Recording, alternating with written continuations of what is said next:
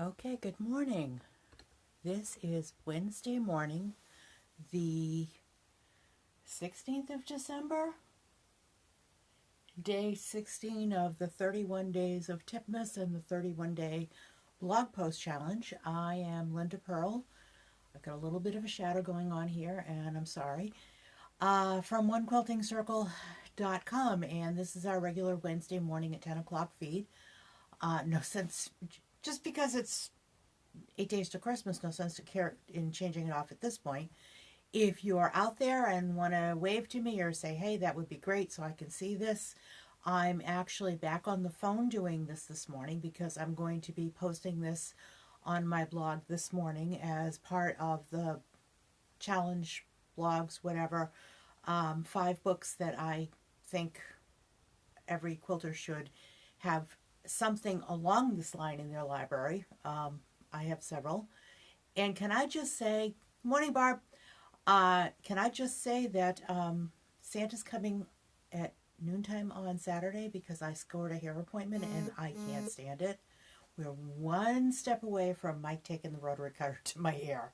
So, and this is as good as it gets. My grandmother's always told me I had hair that grew very quickly, and they're right.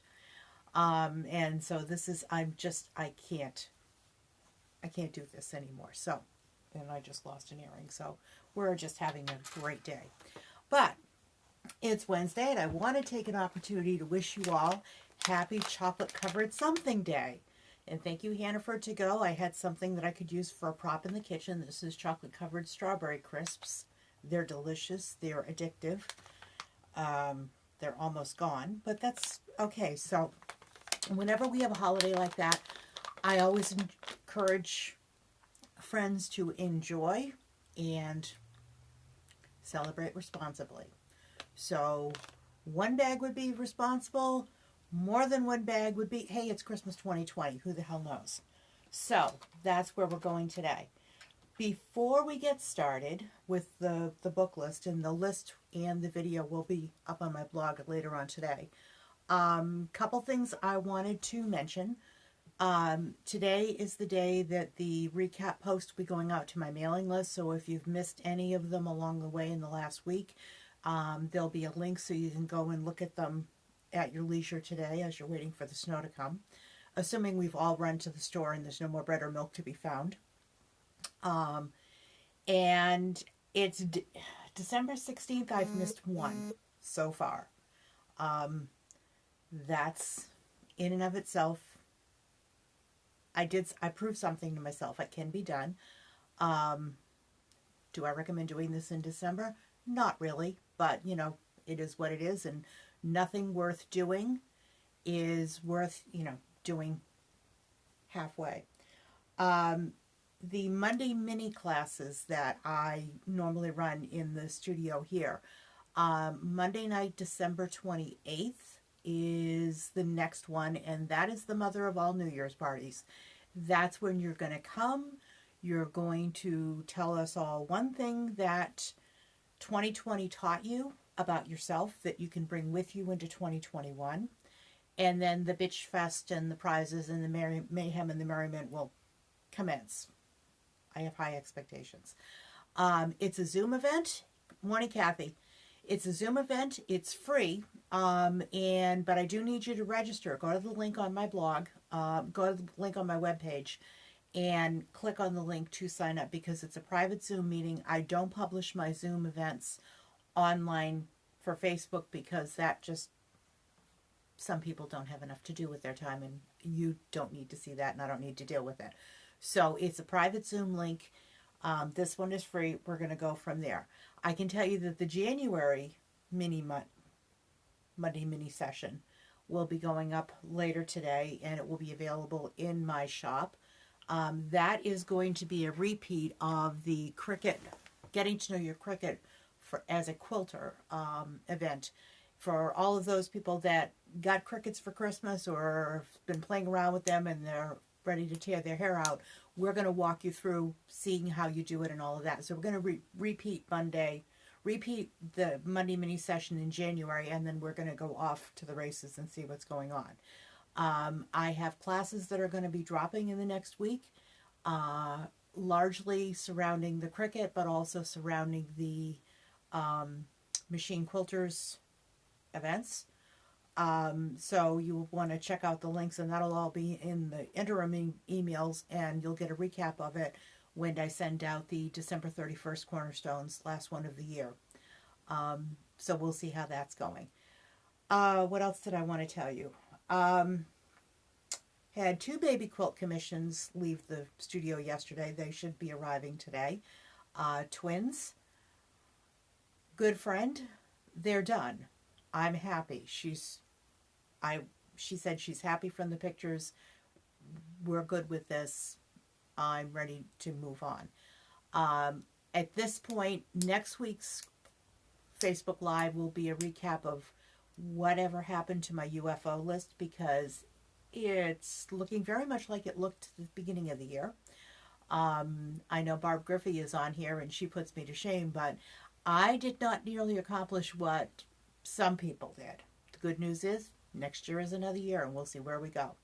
And in the last one in 2020 will be the one which talks about, I still haven't made up my mind about this, and I actually want to hear from you guys.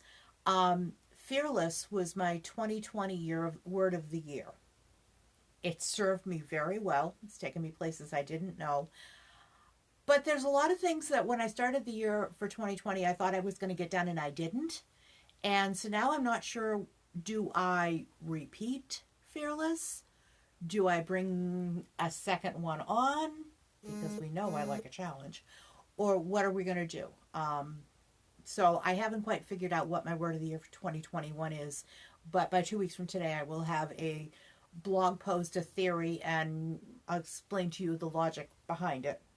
Or make something up, because I'm good at that. Last night, there were a lot of emails that were flying around my Facebook feeds, and my text messages were going crazy because the International Quilting Association, which is headquartered out of Houston and which has a lot of members in common with Quilts Incorporated, which runs Quilt Festival and Quilt Market, announced that because of a lot of the issues relating to pandemic attendance, membership, all of that stuff, that the IQA was closing down. And people were like, does this mean Houston is closing down? And think of it this way. Quilts Incorporated owns the building. Quilt Market and Quilt Festival are tenants, long-term tenants and all of that stuff. We had a little apartment on the top floor of that building that was the IQA. And IQA has decided that they are going to cease operations and close up. But Quilts Incorporated and Quilt Market are going to continue.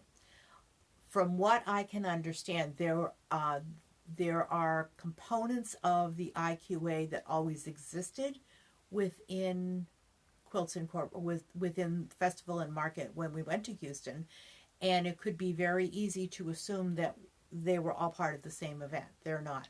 Quilt Market and Quilt Festival are going to continue as of this point in time.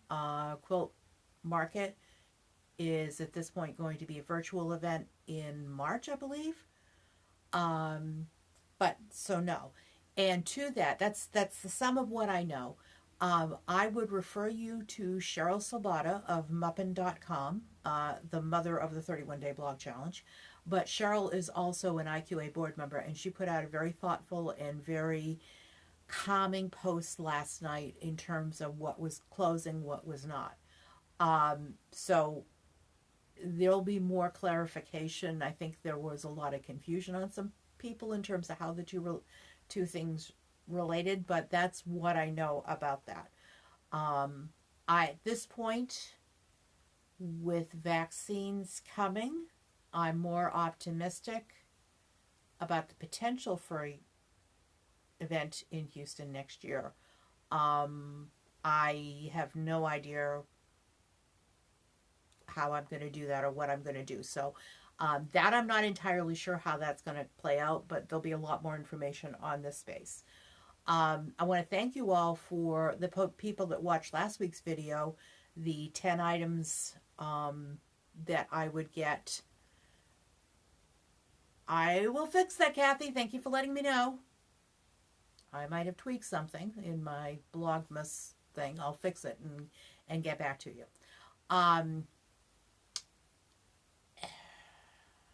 So, a lot of people logged on, told me that they enjoyed the shopping list and all of that. That's still up and available, and on the mailing list, that list, that video became a blog post, which is going out on the mailing list today. So we're going to go. So this is a prompt that came from Cheryl. So if you're following along the other bloggers that are doing this, you might see 5 books that everybody should have on their list, or everybody should have in their libraries. And my list is subjective. It's what works for me. I started quilting when we were buying books and all of that. Now a lot of my learning and my stuff has gone internet based, such like that.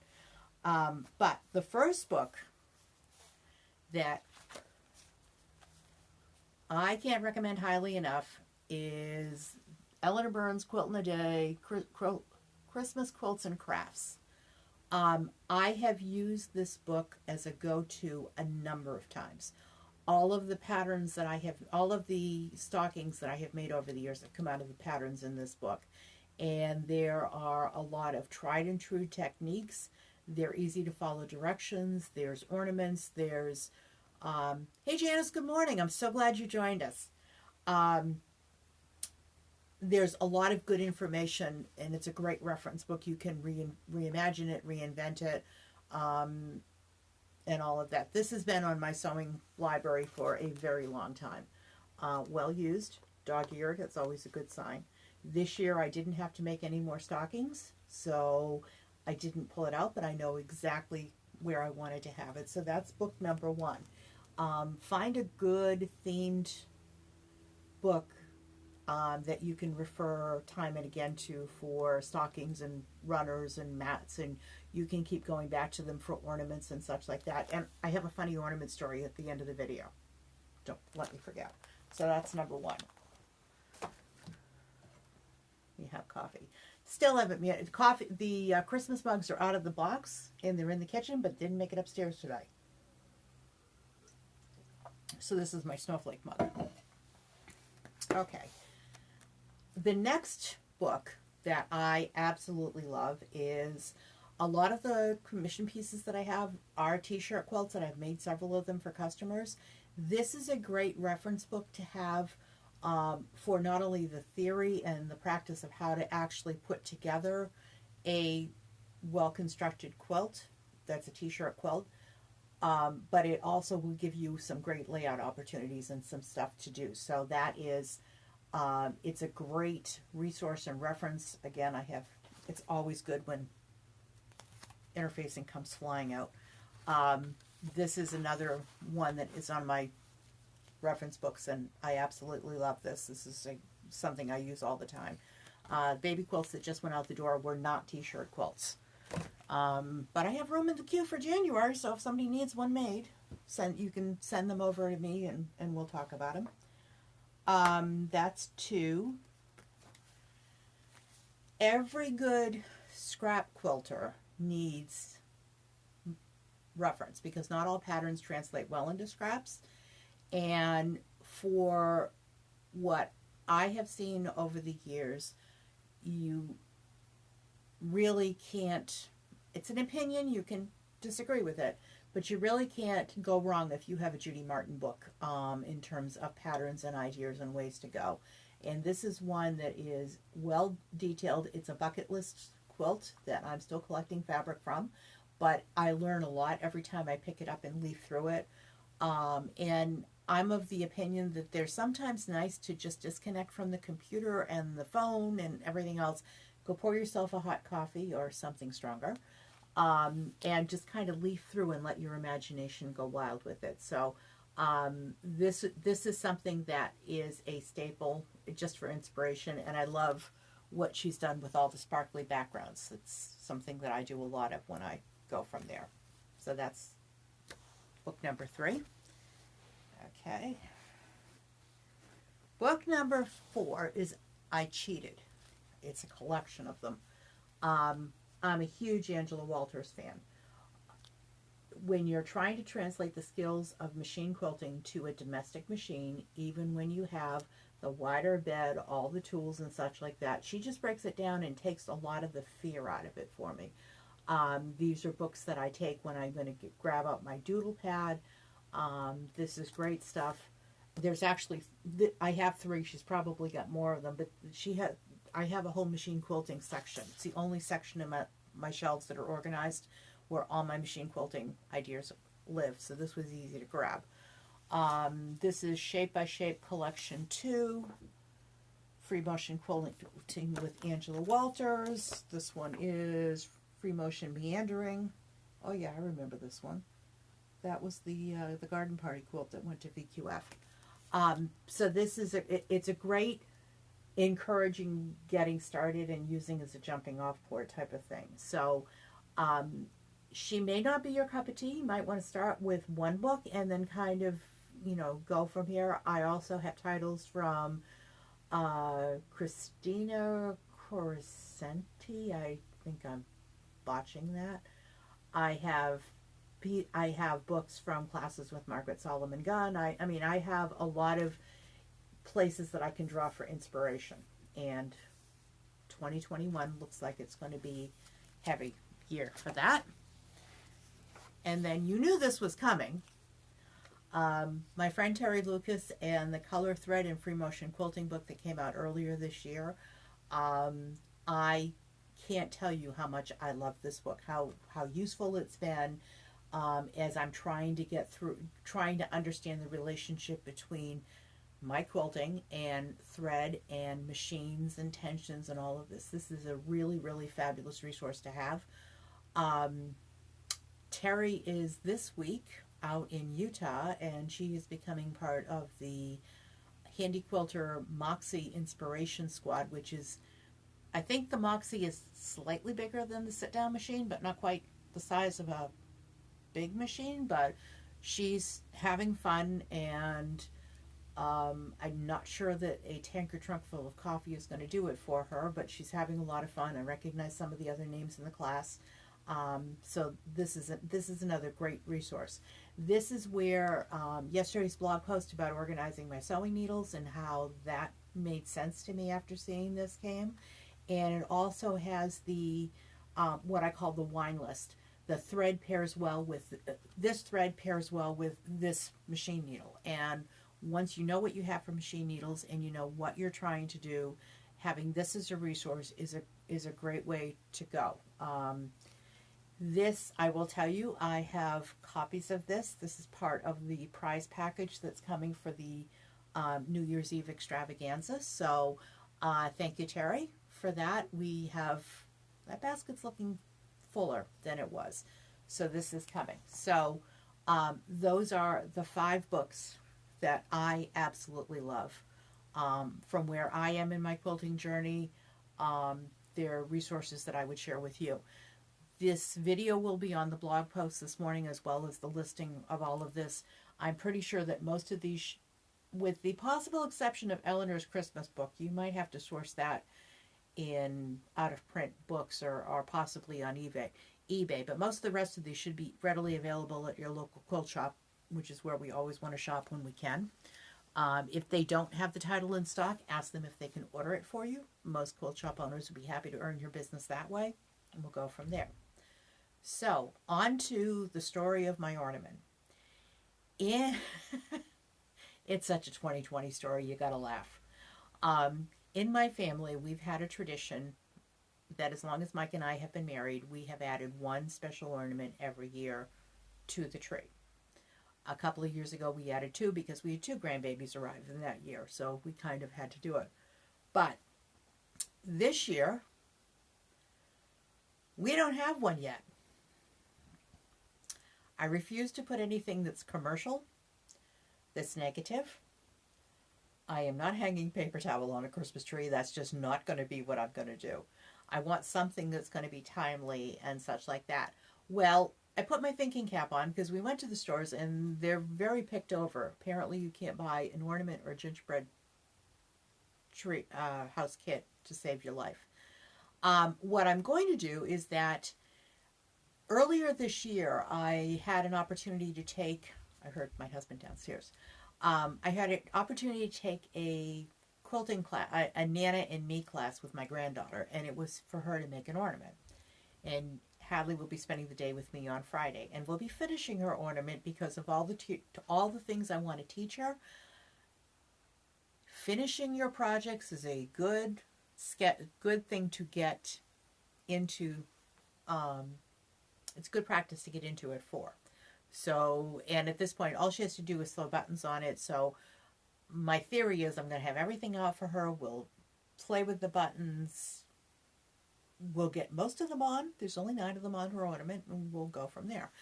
But I have everything that I need to make a second ornament.